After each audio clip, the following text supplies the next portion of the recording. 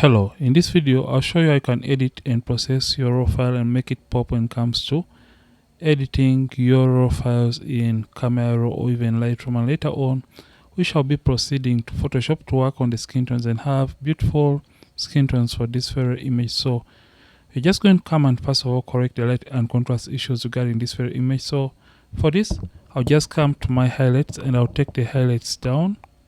So I'll decrease on the highlights to recover information in the outfit right there. And I'll do the same for my whites like this and take this down. Then I'll add contrast to this very image. Then I'll come to the blacks and take the blacks down a little bit. So this looks okay. And I'll just slightly increase on the exposure of this very image about there. Then I'll come to my vibrance and simply take the vibrance slider forward like that to add more colors, especially in the less saturated colors of the image. After I have done that, I won't mess up with the saturation. So temperature determines how warm or how cool you want the image to be. So in case the image is too blue, you can add more yellows to the image, and in case it's too yellow, you can reduce on the yellows by adding blues to the image. So we shall come down to our mixer tool, and in the mixer you can use, or in the color mixer you have mixer and point color.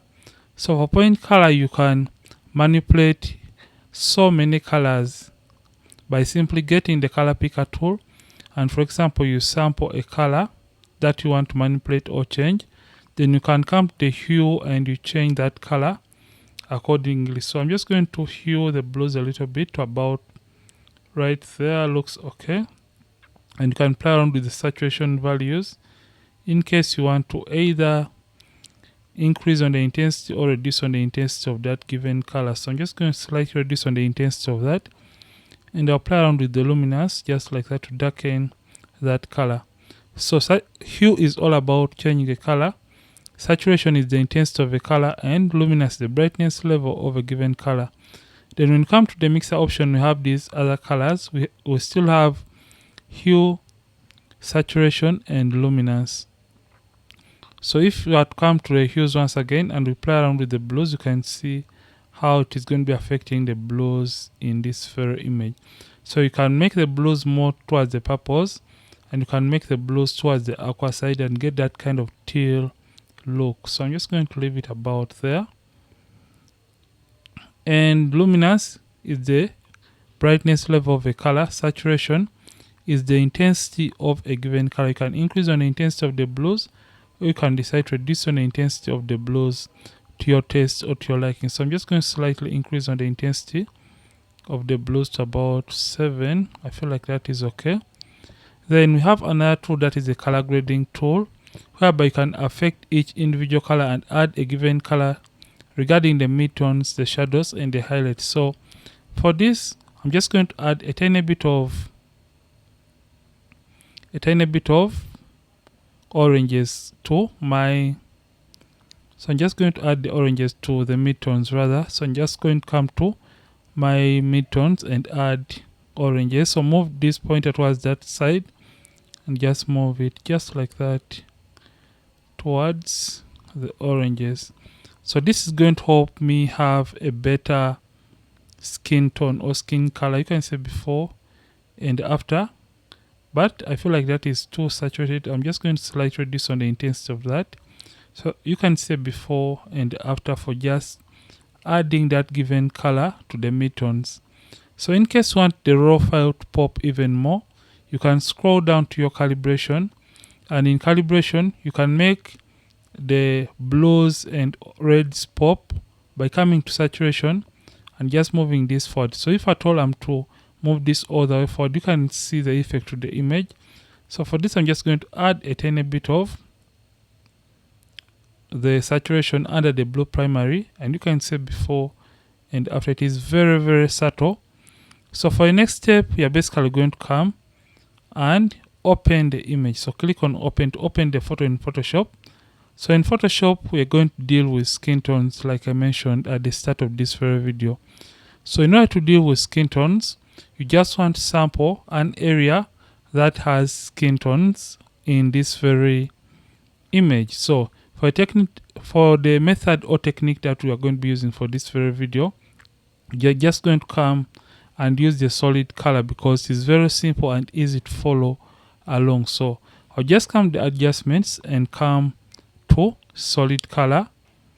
Then under solid color, simply click on OK. Don't mind about the color that is displaying over your image because we are just going to sample later on the skin that we want. So come and turn off the solid color layer, then double click on the solid color icon and make sure the sample size is set to 5x5 average and sample all layers is selected.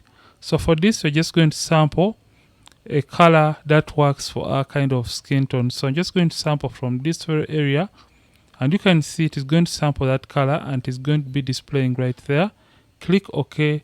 Come back and turn this layer back on. Change the blend mode from normal and change it all the way down to color. And you can see that this is going to be affecting the overall image. Then come to this white layer mask and press Ctrl I on the keyboard, or you can use Command I to invert the effect from affecting the overall image. Come and get the brush tool and make sure for your settings the hardness is set to 0. Soft round brush is selected. The mode is set to normal. Opacity is 100%. Flow is 100%. And make sure you have black and white on these two color swatches.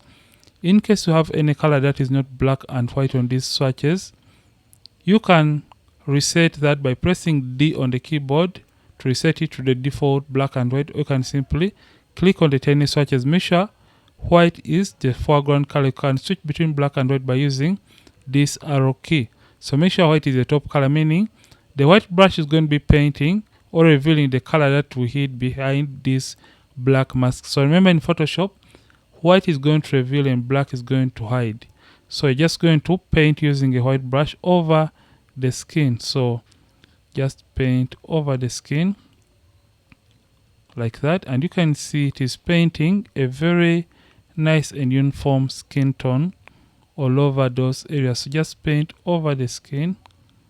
So don't mind in case the color may look unreal because we have to perfect that color later on. So paint on each and every area that has skin tones like that. Brush and paint on those particular areas that have skin color or skin tones in the photo or in the image. So I'm just going to quickly paint like that.